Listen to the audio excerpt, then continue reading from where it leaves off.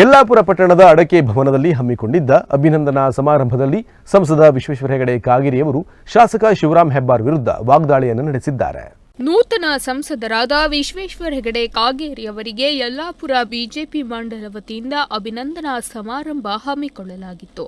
ಕಾಗೇರಿಯವರಿಗೆ ಮೈಸೂರು ಪೇಟ ತೊಡಿಸಿ ಹೂವಿನ ಹಾರ ಹಾಕಿ ಅಯೋಧ್ಯ ಶ್ರೀರಾಮನ ಫೋಟೋವನ್ನು ಉಡುಗೊರೆಯಾಗಿ ನೀಡಲಾಯಿತು. ಅಭಿನಂದನೆ ಸ್ವೀಕರಿಸಿ ಮಾತನಾಡಿದ ಕಾಗೇರಿಯವರು ಸ್ಥಳೀಯ ಶಾಸಕ ಶಿವರಾಮ್ ಹೆಬ್ಬಾರ್ ವಿರುದ್ಧ ವಾಗ್ದಾಳಿ ನಡೆಸಿದರು. ಶಾಸಕ ಶಿವರಾಮ್ ಹೆಬ್ಬಾರ್ ಸದ್ಯ ಕಾಂಗ್ರೆಸ್ ಶಾಸಕರಿದ್ದಂತೆ. ಅವರು ತಾಂತ್ರಿಕವಾಗಿಯಷ್ಟೇ ಈಗ ಬಿಜೆಪಿಯಲ್ಲಿದ್ದಾರೆ. ಹೆಬ್ಬಾರಿ ಚುನಾವಣೆಯಲ್ಲಿ ಕಾಂಗ್ರೆಸ್ ಪಕ್ಷದ ಪರವಾಗಿ ಕೆಲಸ ಮಾಡಿದರೂ ಮತದಾರರು ಮಾತ್ರ ಬಿಜೆಪಿಯನ್ನು ಬೆಂಬಲಿಸಿದ್ದಾರೆ. ಬಿಜೆಪಿಗೆ ಯಾವ ವ್ಯಕ್ತಿಯೂ ಮುಖ್ಯವಲ್ಲ. ಪಕ್ಷದ ತತ್ವ ಸಿದ್ಧಾಂತ ಒಪ್ಪಿಗೆಯಾಗದಿದ್ದರೆ ತಕ್ಷಣ ಹೆಬ್ಬಾರ್ ರಾಜೀನಾಮೆ ನೀಡಲಿ. ಅವರು ಪಕ್ಷದ ವಿರುದ್ಧ ಕೆಲಸ ಮಾಡಿದ್ದನ್ನು ಬಿಜೆಪಿ ಸಹಿಸುವುದಿಲ್ಲ ಎಂದು ಆಕ್ರೋಶ ವ್ಯಕ್ತಪಡಿಸಿದರು. ಕಾಂಗ್ರೆಸ್ ಶಾಸಕರಿದ್ರೂ ನೀವು 18,000 ಓಟನ್ನು ಮಾಧ್ಯಮದವರು ತಾಂತ್ರಿಕವಾಗಿ ಅವರು ಬಿಜೆಪಿ ಅವರು ಅಂತ ಹೇಳಬಹುದು. ಆದ್ರೆ ಬಿಜೆಪಿ ಅವರು ತಾಂತ್ರಿಕವಾಗಿ ಅವರು ಆದ್ರೆ ಕಾಂಗ್ರೆಸ್ ಶಾಸಕರು ಅಂತ ಹೇಳೋದಕ್ಕೆ ಯಾರಿಗೂ ಏನೋ ಮುಜುಗರ ಇಲ್ಲ ಅಂತ ಅಂದ್ಕೊಂಡಿದ್ದೀನಿ ನಾನು. ಅಥವಾ ಅನುಮಾನ ಇದೆಯೋ ಇನ್ನು ಯಾರಿಗಾದ್ರು? ಯಾರಿಗೂ ಇಲ್ಲ. ಹಾಗಾಗಿ ಯಲ್ಲಾಪುರದಲ್ಲೂ ಸಹ ಕಾಂಗ್ರೆಸ್ ಶಾಸಕರಿದ್ರೂ, ಕಾಂಗ್ರೆಸ್ ಪರವಾಗಿ ಅಧಿಕೃತವಾಗಿ ಕೆಲಸ ಮಾಡಿದಂತ ಶಾಸಕರಿದ್ರೂ ನಮಗೆ 18,000 ಲೀಡ್ ಬಂದಿದೆ. ಈ ಪ್ರಮಾಣದ ಲೀಡ್ ಕೊಟ್ಟಿರುವಂತಹ ಕ್ಷೇತ್ರದ ಮತದಾರರಿಗೆ ನಾನು ಸಂಸದನಾಗಿ ಬಿಜೆಪಿಯ ಪರವಾಗಿ ಹೃದಯಪೂರ್ವಕ ಅಂತ ಕೃತಜ್ಞತೆಯನ್ನು ನಾನು ಸಲ್ಲಿಸ್ತೇನೆ. ರಾಜೀನಾಮೆ ಕೊಡಲಿ, ಅವರು ಚುನಾವಣೆ ಎದುರಿಸಲಿ, ಪ್ರಜಾಪ್ರಭುತ್ವಕ್ಕೆ ಶಕ್ತಿ ಕೊಡ್ಲಿ, ಪ್ರಜಾಪ್ರಭುತ್ವದ ಮೌಲ್ಯತೆಯನ್ನ ಹೆಚ್ಚಿಸೋದಕ್ಕೆ ಪ್ರಯತ್ನ ಮಾಡ್ರಿ. ಜನರನ್ನ, ಕಾರ್ಯಕರ್ತರನ್ನ, ಈ ವ್ಯವಸ್ಥೆಯನ್ನ ನಗೆಪಾಟಲಿಗೆ ಮಾಡದೇ ಇರುವಂತೆ ಅವ್ರು ನೋಡ್ಕೊಳ್ಬೇಕು. ಪ್ರಜಾಪ್ರಭುತ್ವದಲ್ಲಿ ಒಂದು ಪಕ್ಷದ ತತ್ವ ಸಿದ್ಧಾಂತಗಳು, ಕಾರ್ಯ ಪದ್ಧತಿಗಳು ಅದು ಒಪ್ಪಿಗೆ ಆಗಿಲ್ಲ ಅಂದ್ರೆ ರಾಜೀನಾಮೆ ಕೊಡಬೇಕು, ಚುನಾವಣೆಯನ್ನು ಎದುರಿಸಬೇಕು. ಅದು ಬಿಟ್ಟು ನಮ್ಮನ್ನೆಲ್ಲರನ್ನು ಅತ್ಯಂತ ನಗೆಪಾಟಲಿಗೆ ಈಡಾಗುವಂತ ಸ್ಥಿತಿಯನ್ನ ರಾಜ್ಯದಲ್ಲಿ ಮಾಡಿರೋರು ಈ ಶಾಸಕರು. ನಾವು ಇದನ್ನ ಭಾರತೀಯ ಜನತಾ ಪಾರ್ಟಿ ನಾವಿದನ್ನು ಗಂಭೀರವಾಗಿ ತೆಗೆದುಕೊಂಡಿದ್ದೀವಿ. ನಾವು ರಾಜ್ಯಸಭೆಗೆ ಊಟ ಹಾಕೋದಿಲ್ಲ, ಪಕ್ಷದ ಚಟುವಟಿಕೆಗೆ ಭಾಗಿಯಾಗೋದಿಲ್ಲ. ಅರೇ ನರೇಂದ್ರ ಮೋದಿಜಿ ಅವರು ಪ್ರಧಾನಿ ಆಗಲೇಬೇಕು ಅಂತ ಜಗತ್ತು ಬಯಸ್ತಾ ಇದ್ರೆ ಇವರು ಅವ್ರ ವಿರುದ್ಧ ಕೆಲಸ ಮಾಡ್ತಾರೆ. ಇದನ್ನೆಲ್ಲ ಬಿಜೆಪಿ ಸಹಿಸಿಕೊಂಡಿರೋದಕ್ಕೆ ಆಗೋದಿಲ್ಲ. ಮುಂದಿನ ಪರಿಸ್ಥಿತಿಯನ್ನು ಎದುರಿಸೋದಕ್ಕೆ ನಾವು ಸಿದ್ಧರಾಗೋಣ.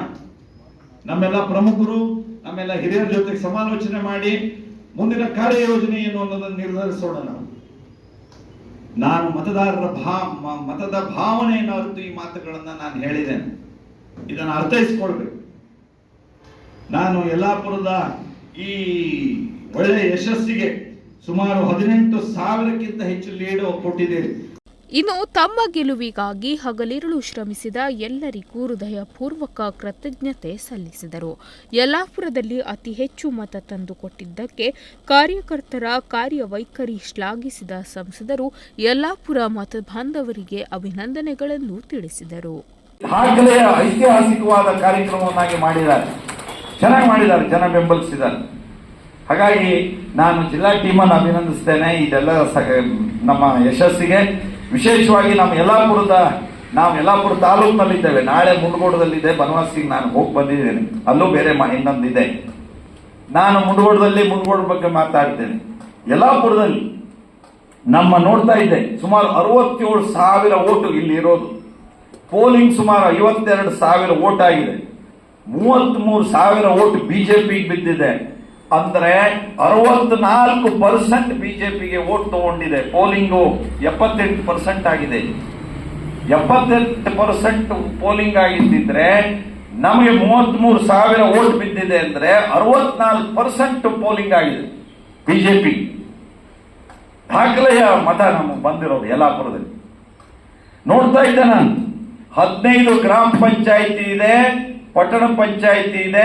15ಕ್ಕೆ 15 ಪಂಚಾಯತ್ ಲೀಡು, ಗ್ರಾಮ ಪಂಚಾಯತ್ ಅಲ್ಲೂ ಲೀಡ್, ಯಲ್ಲಾಪುರ ಪಟ್ಟಣ ಪಂಚಾಯತ್ ಅಲ್ಲೂ ಲೀಡ್. ಈ ಲೀಡ್ ಕೊಟ್ಟವರು ನೀವೇ. ವಿಧಾನ ಪರಿಷತ್ ಸದಸ್ಯ ಶಾಂತಾರಾಮ್ ಸಿದ್ದಿ ಮಾತನಾಡಿ, ನಾವೆಲ್ಲರೂ ಯಲ್ಲಾಪುರದಲ್ಲಿ ಬಿಜೆಪಿ ಶಾಸಕರಿದ್ದಾರೆ ಎಂದು ತಿಳಿದಿದ್ದೆವು. ಆದರೆ ಅವರು ಚುನಾವಣೆಯಲ್ಲಿ ಬಿಜೆಪಿ ಪರವಾಗಿ ಕೆಲಸ ಮಾಡಿಲ್ಲ, ಕಾಂಗ್ರೆಸ್ ಪರವಾಗಿ ಕೆಲಸ ಮಾಡಿದ್ದಾರೆ ಎಂದು ಆರೋಪಿಸಿದರು. ಬಿಜೆಪಿ ಜಿಲ್ಲಾಧ್ಯಕ್ಷ ಎನ್ಎಸ್ ಹೆಗಡೆ ಮಾತನಾಡಿ, ಬಿಜೆಪಿಯು ಹೆಬ್ಬಾರರಿಗೆ ಶಾಸಕರಾಗಿ ಸಚಿವರಾಗಿ ಅಧಿಕಾರ ನೀಡಿದೆ. ಹೀಗಿದ್ದರೂ ಹೆಬ್ಬಾರರು ಕಾಂಗ್ರೆಸ್ ಪಕ್ಷವನ್ನು ಬೆಂಬಲಿಸಿದ್ದಾರೆ. ಹೆಬ್ಬಾರರ ವಿರೋಧದ ನಡುವೆಯೂ ಜನರು ಚುನಾವಣೆಯಲ್ಲಿ ಬಿಜೆಪಿಯನ್ನು ಬೆಂಬಲಿಸಿದ್ದಾರೆ. ಇದನ್ನು ಹೆಬ್ಬಾರರು ಅರ್ಥ ಮಾಡಿಕೊಳ್ಳಬೇಕು. ಬಿಜೆಪಿಯನ್ನು ಹಿಮ್ಮೆಟ್ಟಿಸಲು ಸಾಧ್ಯವಿಲ್ಲ ಎಂದು ಹೇಳಿದರು. ಈ ಸಂದರ್ಭದಲ್ಲಿ ಸ್ಥಳೀಯ ಬಿಜೆಪಿ ಮುಖಂಡರು, ಕಾರ್ಯಕರ್ತರು, ಪದಾಧಿಕಾರಿಗಳು ಉಪಸ್ಥಿತರಿದ್ದರು. G N Bhat, Tattigadde, Nudisiri news, Yellapur.